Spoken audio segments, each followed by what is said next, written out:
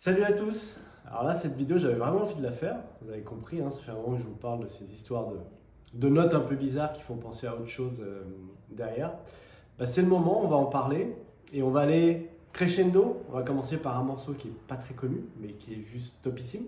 On va passer sur un autre morceau que vous connaissez évidemment tous et on finira par le hit de Dire Straits, qui est Sultans of Swing, où il reprend cette même technique. Donc on va voir tout de suite les notes qui font penser à un autre accord caché.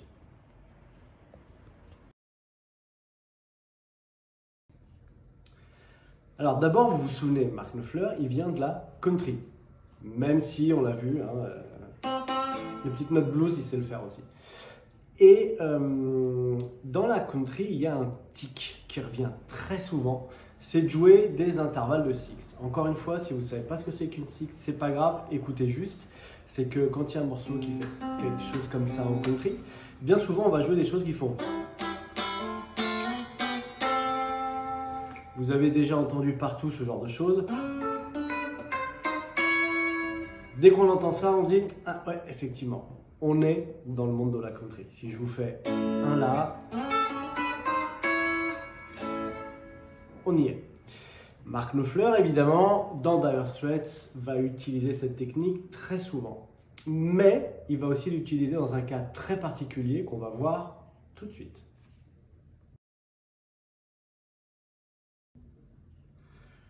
Comment ça marche, ces systèmes de sixth? En fait, c'est très simple. C'est que vous prenez la forme de votre accord. Donc là, on va prendre l'accord le plus grossier qui puisse exister, la forme de Do, par exemple. Ok, et ben je prends ces deux notes-là. Et ça donne... Alors, pour les fans de pub, pour reconnaître l'intervalle de sixth, ce serait facile, c'est Nutella. Bref. Donc, ce petit intervalle, en fait, il vous donne la forme d'accord qui est en dessous. C'est-à-dire que si je fais mon Do, mon Ré mineur, mon Mi mineur, et que je fais ensuite mon Fa, ça va donner... Ok? Donc si je pars sur un Do et que je finis sur un Fa, ça peut donner ça. Retenez ça, ça peut être important pour tout à l'heure. Le morceau dont je vous parlais, en fait, c'est Where You Think You're Going, qui a un petit riff hyper sympa qui fait ça.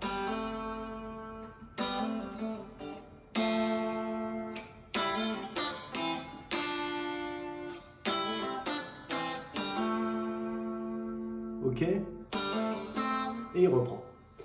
Et dans ce riff, on retrouve ça. Alors on va retrouver ces petits intervalles de tierces, et il y a un moment donné où on retrouve ça. Et donc, si vous vous souvenez de mon fameux Nutella, là on se dit l'accord, c'est facile, c'est celui-là. C'est tout bête. D'accord? Donc, ce qu'on va faire, c'est que je vais vous mettre le petit thème et je vais vous jouer les accords derrière avec, vu que je suis pas bête, j'ai reconnu mon accord, c'est un si bémol, c'est facile. Donc, je lance la boucle. Jusque-là, tout va bien.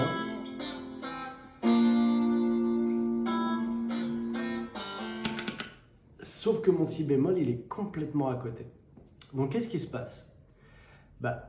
On fera une vérification après, vous verrez. Quand on fait l'arbitrage vidéo, c'est pas du tout un si bémol, c'est un ré mineur. Mais là, vous vous dites, vous, guitariste, c'est pas possible. Parce qu'effectivement, avec ces deux notes-là, je forme pas un ré mineur. Parce qu'un ré mineur, j'en ai un ici. J'en ai un ici. Mais là, ici, il n'y en a pas.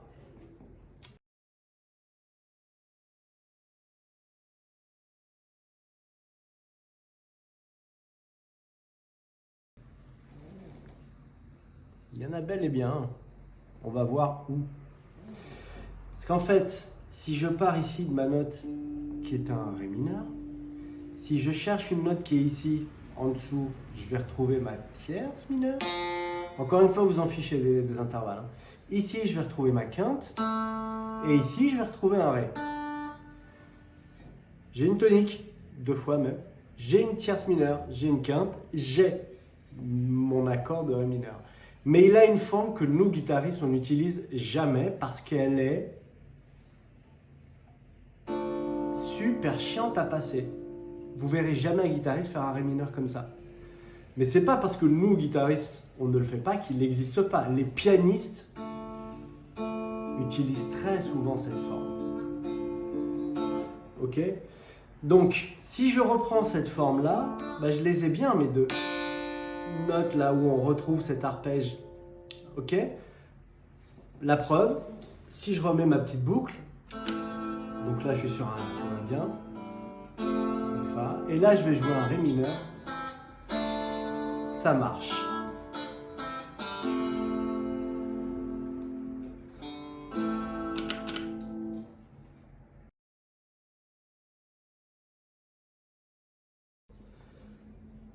L'autre exemple où il fait ça, c'est dans Telegraph Road, et là c'est encore plus impressionnant.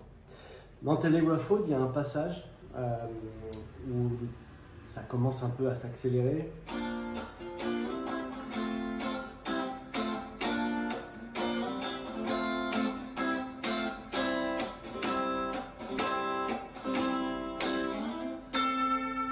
Où il fait un petit plan comme ça. D'accord? Et là, si vous vous souvenez en introduction, j'ai dit que quand on part d'un Do et qu'on arrive sur un Fa, les notes, elles sont très faciles à trouver. Ok?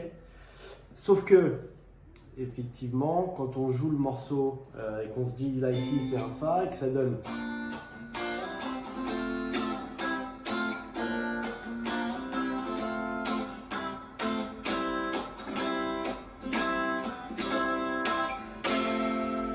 et que je joue un gros Fa, là vous l'avez entendu, ça ne fonctionne pas. Si on reprend la même position d'accord, ok, si je suis là et que je me dis tiens, je me suis fait avoir la première fois, mais c'est peut-être pas un bon gros Fa, c'est peut-être ma position chiante, ben on retrouve bien un La mineur. Ok, et quand effectivement on retrouve cette section,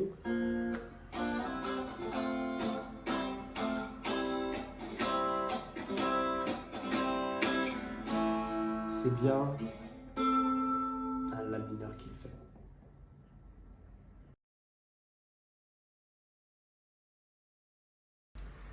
Dans Sultans of Swing, il y a aussi ce petit trick, ce petit tour de magie qu'il nous fait, et c'est un passage que vous avez entendu des centaines de fois, et là pareil, donc c'est pas exactement l'accord auquel on s'attend qui est en dessous.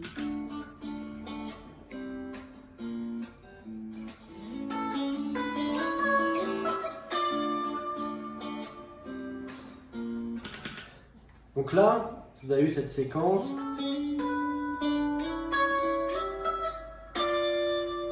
Je retrouve ma petite forme, donc là, si je suis un guitariste chevronné, je me dis ça, ok, je reconnais, c'est facile, c'est la siffle de Si bémol. Sauf que si je joue la séquence,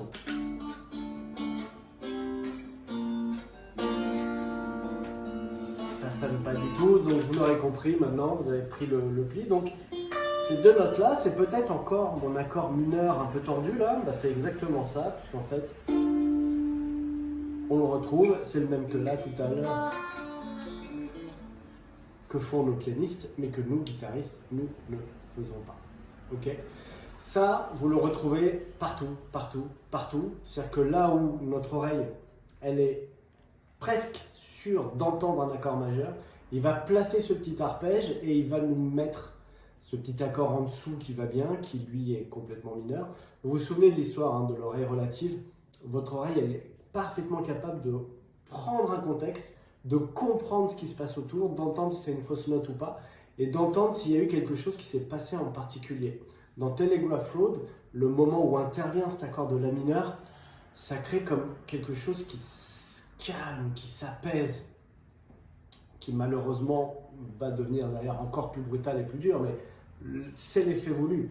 C'est que ça crée une espèce de petit côté inattendu, planant, une espèce de suspense, parce que votre oreille se dit c'est pas ce que j'attendais, c'est autre chose, mais c'est pas faux. Et là, ça crée cet effet qui est attendu, qui est clairement attendu. Oubliez le côté romantique la musique, elle vient de moi, comme ça. Je pense clairement que Marc Lefleur, il a bien étudié le truc et il n'a pas sorti ça comme ça par hasard, et qu'il a complètement travaillé. Ça répond un peu à une question qu'on se pose souvent, mais ça sert à quoi de travailler l'harmonie?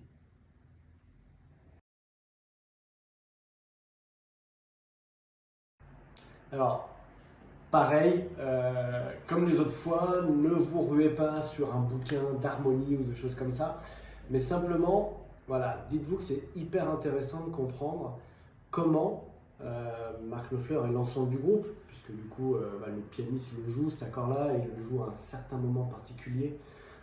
La guitare rythmique, pareil, elle va bien égrener fort cet accord-là pour bien faire entendre que c'est ça qui se passe en dessous.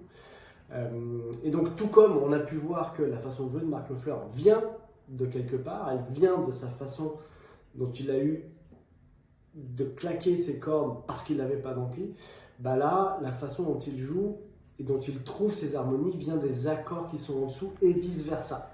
D'accord ? C'est-à-dire à la fois, quand il y a un accord qui passe, ses mélodies sont basées dessus, mais aussi, quand il a une idée mélodique, bah, il va placer un autre accord en dessous. Et c'est là où c'est effectivement des petits tours de magie. Et c'est là où on peut retrouver toute la puissance harmonique de Mark Knopfler, toute la puissance mélodique du groupe qui joue ensemble. Et quand effectivement vous avez tous les membres d'un groupe qui sont comme ça, unis, soudés, ça donne souvent de très bonnes choses. Et c'est le cas dans les morceaux dont on vient de parler.